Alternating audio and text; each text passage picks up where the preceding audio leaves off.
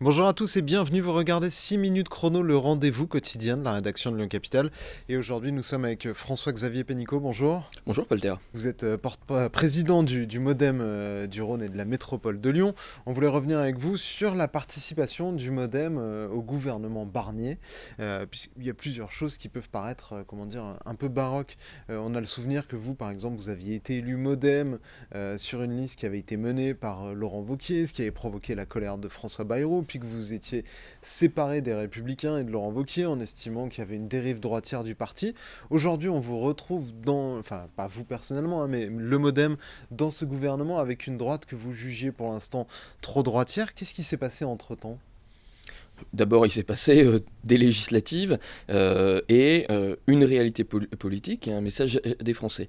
Aujourd'hui, et j'ai déjà eu l'occasion de le dire sur ce propre plateau, nous n'avons d'autre choix que de construire des majorités forcément relatives de responsabilité nationale. Le président de la République a souhaité donner le temps à l'ensemble des groupes parlementaires d'essayer de trouver des chemins de convergence les plus larges possibles, qui auraient pu permettre la construction d'une majorité absolue de programmes, qui aujourd'hui, et je le regrette, ne débouche que sur une majorité relative de coalition.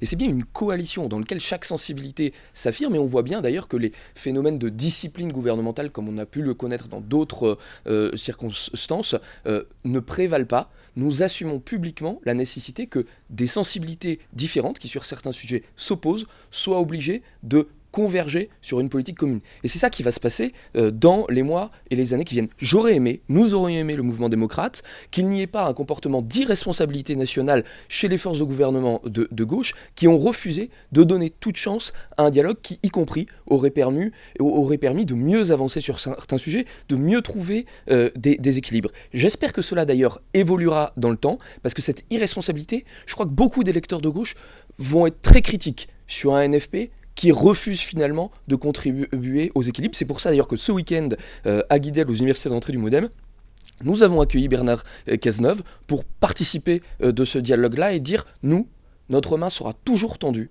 qu'elle soit à des acteurs républicains de gauche ou de droite, pour trouver des compromis d'intérêt national. Vous dites, dans ce gouvernement, les différences seront assumées et publiques. En revanche, visiblement, il y a une ligne rouge à ne pas franchir, c'est de critiquer le Rassemblement national ou de les exclure de l'arc républicain, puisque c'est ce qu'avait fait dans un premier temps le nouveau ministre de l'économie, macroniste, qui a dû faire machine arrière sur injonction de Michel Barnier. Est-ce que vous, ça vous gêne d'être dans un gouvernement qui doit finalement ménager le Rassemblement national, dire qu'ils appartiennent à l'arc républicain, qui va être finalement sous la menace d'un chantage à la motion de censure du RN? Bien entendu que cet état de fait me dérange, et il fait partie des raisons pour lesquelles je dénonce l'irresponsabilité d'une partie de la gauche du gouvernement qui, refusant le dialogue, a posé cette situation, a mis effectivement sous surveillance du Rassemblement national l'arc Après, vous n'êtes pas obligé de central. vous mettre sous cette surveillance. Vous pourriez dire non, pas avec nous. Ah mais nous ne le souhaitons pas, et personne ne le souhaite. Le problème, il est mathématique. C'est que l'Assemblée doit respecter l'expression des électeurs. Nous avons toujours défendu deux choses. Le fait que nous n'aurions aucune compromission de fond ou électorale avec le Rassemblement national, c'est le cas, ce sera le cas, et nous avons construit des arcs et des fronts républicains partout où c'était nécessaire contre le Front national et les candidats anti-républicains. Le deuxième, c'est que toutes les expressions des Français doivent être respectées, entendues. Elles doivent pouvoir s'exprimer. Je ne partage rien avec le Rassemblement national, mais je me battrai toujours pour qu'il ait la possibilité de l'exprimer, comme je le fais avec la France insoumise, comme je le fais avec les écologistes, comme je le fais avec les républicains ou les socialistes.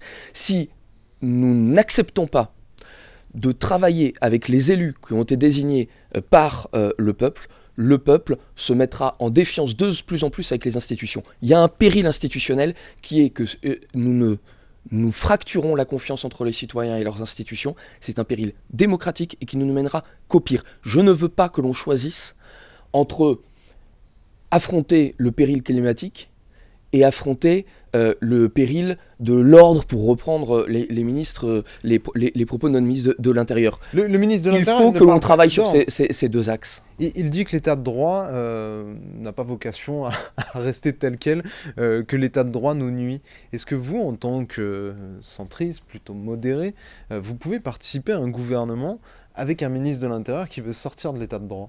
Le ministre de l'Intérieur, il a des propos qui correspondent à sa conviction. Il ne vient pas de notre famille politique, et pas plus hier qu'aujourd'hui. Et donc nous devons entreprendre des discussions avec lui, avoir des points de fermeté, mais à la fin c'est le Parlement qui aura les choses. Si demain le ministre de l'Intérieur vient au Parlement demander à nos députés de voter des lois qui casseraient l'état de droit, il nous trouvera contre lui. Mais tant qu'il le fera justement dans le respect du cadre de droit, qu'il ait sa liberté de conscience sur le sujet, c'est sa responsabilité. Effectivement, sur ce point-là, nous ne partagerons pas son point de vue, et nous lui disons, et nous lui dirons. Ça ne nous empêche pas de travailler, par exemple, j'ai bien entendu Michel Barnier lui donner consigne de travailler sur les conditions d'accueil des réfugiés, d'accueil des migrants, de travailler sur le pacte d'intégration des migrants de fait, et des réfugiés notamment, des réfugiés politiques. On voit qu'on est dans des situations géopolitiques qui vont nous en amener de plus en plus.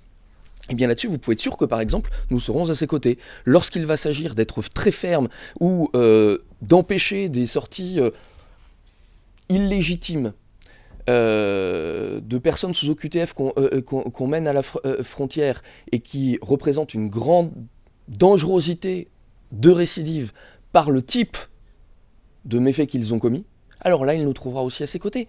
Parce que ce n'est pas affaiblir l'état de droit, c'est au contraire le renforcer. Merci beaucoup François-Xavier Pénicaud d'avoir répondu à notre invitation, à nos questions. Moi je vous retrouve très bientôt pour une nouvelle édition de 6 minutes chrono. Au revoir.